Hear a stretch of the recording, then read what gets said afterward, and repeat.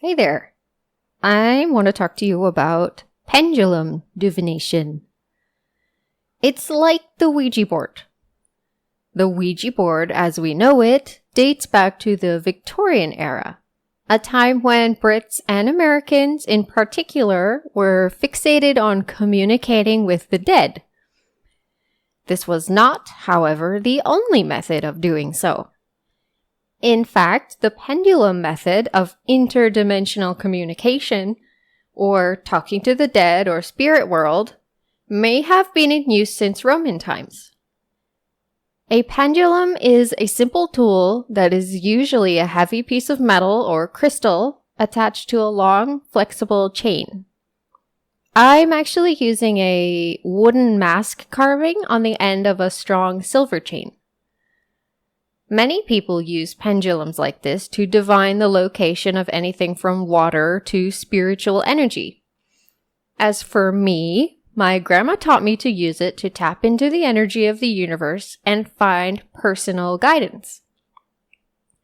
You can ask questions like, am I on the right path? Am I making a mistake? Is everything going to be okay? All you need to do is have a divination board, which is a lot like a Ouija board, and a pendulum. I made a quick board from a square piece of cardboard using a big bowl to trace a circle and a straight edge to mark 90-degree lines running horizontally and vertically. The two lines are essential because they are used to determine a yes or no answer. And really, if you ask your questions the right way, that's all you need. So put the board in front of you on the table and pick up the pendulum. Again, you can make your own, or you can buy something really beautiful and perfectly weighted from a specialty store.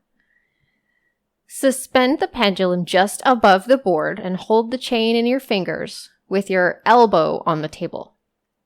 Your elbow should not be on the board, but close enough so that when you dangle the pendulum, the charm sits just above the center.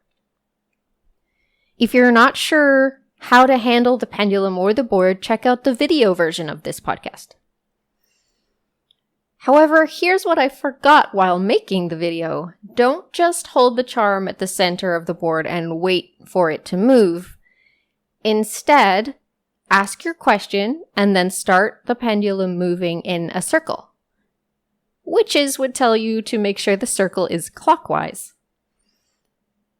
Concentrate on your question for a moment and then stop moving your hand. Just put your fingers back into the center and let the pendulum do its work. By the way, Grandma says it's pronounced pendulum. Anyway, so the pendulum will slowly stop its circling and decide upon a direction in which to swing. In the yes direction or the no direction.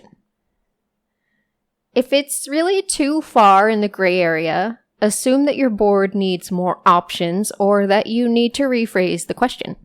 Maybe make it more specific or less specific. But do go ahead and fill in more options on your board. You can fill in as much space as you want.